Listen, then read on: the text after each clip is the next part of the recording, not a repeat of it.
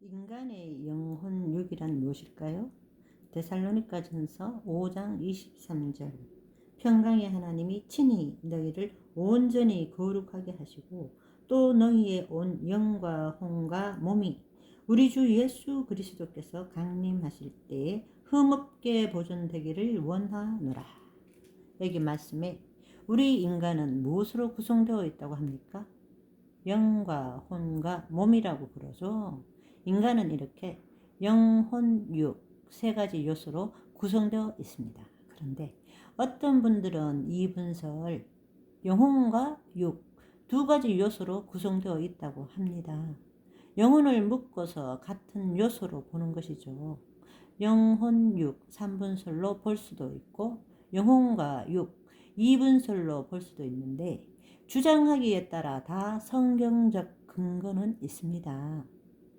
예수님을 믿고 거듭난 사람은 영과 혼이 연합이 되어서 영혼이 소성했으니까 성령님께 혼이 굴복된 상태니까 영과 혼을 하나로 묶고 영혼이라 해도 크게 틀린 말은 아니니까 얼굴 붉히고 싸울 필요가 없겠죠.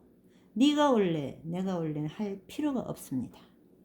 이런 성경 해석에 따른 차이는 우리의 구원과는 크게 좌우되지는 않고 그 마음 중심에 오직 예수님만 사랑하는가, 오직 하나님만 의지하여 성령님의 도우심을 받아 과연 죄를 이기는가, 세상을 이기는가, 자신의 정욕과 탐심과 자랑, 자기 자신의 자랑 이기는가가 구원과 직결되는 것입니다.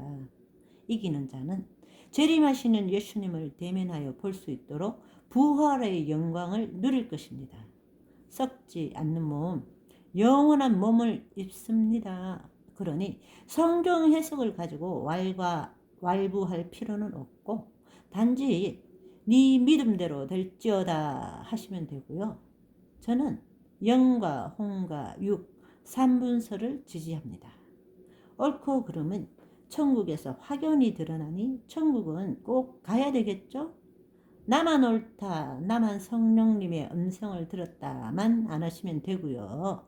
서로 다양한 의견을 존중하고 성경 말씀을 가지고 도저히 용납할 수 없을 때 최대한 이해시키려 노력을 기울이면 됩니다.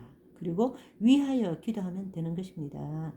섣부르게 성령님이 내게 말씀하시기를 저 사람은 저것이 문제야 라며 저 속에 있는 것을 내가 꺼내줘야 되겠다 하면서 네, 죄가 꾸짖었어요. 예수님의 이름으로 꾸짖었어요. 이런 정신 나간 짓만 하지 않으면 아무런 문제가 되지 않습니다. 창세기 1장 26절 27절 하나님이 이르시되 우리의 형상을 따라 우리의 모양대로 우리가 사람을 만들고 그들로 바다의 물고기와 하늘의 새와 가축과 온 땅과 땅에 기는 모든 것을 다스리게 하자 하시고 하나님이 자기 형상 곧 하나님의 형상대로 사람을 창조하시되 남자와 여자를 창조하시고 하나님은 우리 인간이 하나님의 형상을 따라 창조되었다고 말씀하고 있는데요. 그러니까 하나님과 꼭 닮은 우리는 어느 부분이 하나님과 꼭 닮았을까요? 요한복음 4장 24절 하나님은 영이시니 예배하는 자가 영과 진리로 예배할지니라. 성경은 하나님은 영이시라고 합니다.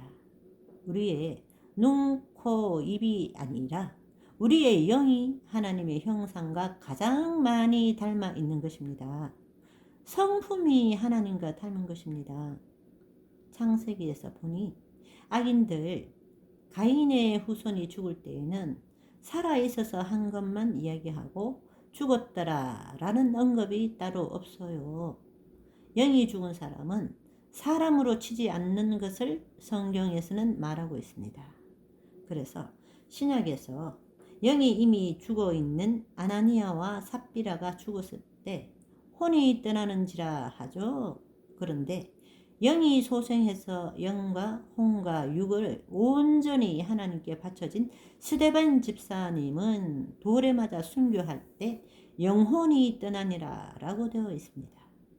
혼과 육이 주도권을 가지고 있느냐, 살아있는 영이 하나님의 말씀에 반응을 해서 영이 주도권을 가지고 있느냐, 이 두 부류의 사람들만 이 세상에는 존재했고 존재하고 있는 것이죠. 오늘은 간단하게 이 정도로 영과 혼과 육에 대해서 말씀드리고 자세한 것은 계속 다루어 보도록 하겠습니다.